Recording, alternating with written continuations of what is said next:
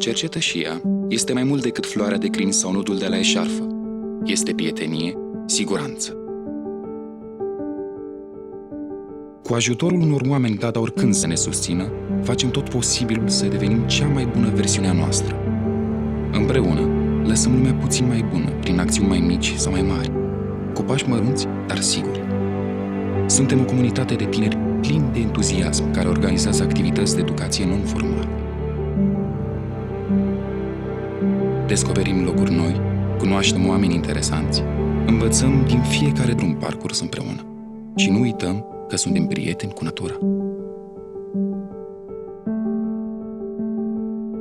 Păstrăm tradițiile cercetășești pe care le îmbinăm cu tehnologia care ne înconjoară, reușind să menținem activitățile atractive. Astfel se dezvoltă în prezent 5 arii din care noi facem parte în funcție de pasiuni: IT, artă și cultură, wellness, dezvoltare personală, aventură.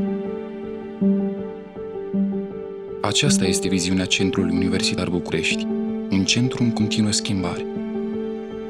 Noi suntem gata oricând. Voi?